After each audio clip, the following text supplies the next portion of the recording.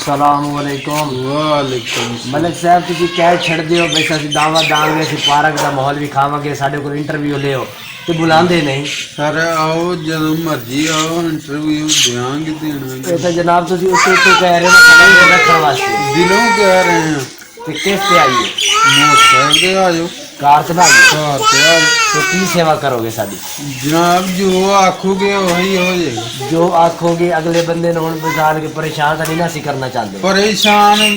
बकरा होते मच्छी होते अच्छा सब कुछ होते यानी कि तुझी जो असी कहना मच्छी बकरा हाँ जी। पाए जो शवारमा टिक्का बहुत हर शायद बिल्कुल बिल्कुल हमारे बंदे ने असी इतनी तकलीफ दे सकते हैं भला? और सारा जिन्नी चाहिए ਉਹਦੇ ਨਾਲ ਹੋ ਕੇ ਤੁਰੀ ਦਾ ਕੋਈ ਇਹਦਾ मलिक है मलिक जट्टा वाली गल कर छोड़ी है किने तेन सबक सिखाए? और सारे पांच ਉਂਗਲਾਂ ਕੋਲੀਆਂ नहीं ਹੁੰਦੀਆਂ कोई। अच्छा वाह जी वाह मलिक साहब ने तुझी वेख रहे हो बहुत ही नाइस इंसान ने बहुत ही अच्छे ने सीधे साधे इंसान ने असी इन्हों नुकसान नहीं करना चाहवांगे। अगर ये सानू रुपए दी जी जो 6 टाफियां आंदियां वो भी दे देंगे असी खुश हो के आ जाएंगे लेकिन टाइम कढ़ांगे। बहुत इनवाइट कर रहे हैं सानू साडे कोल आओ ये पार्किंग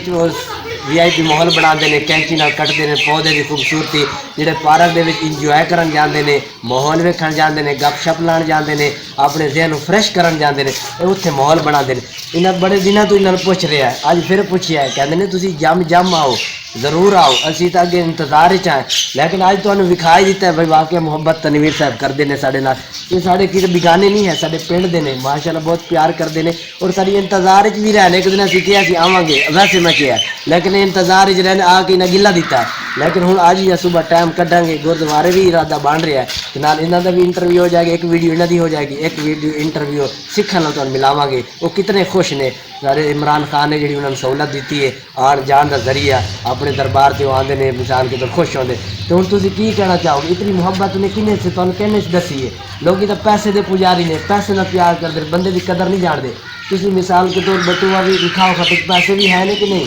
तुम मिसाल के तौर लोगों से खर्च करते हो फिर अल्लाह देंदा ही है विखाओ खा इन्होंने दसो भाई तुम खर्च करोगे दिल हो के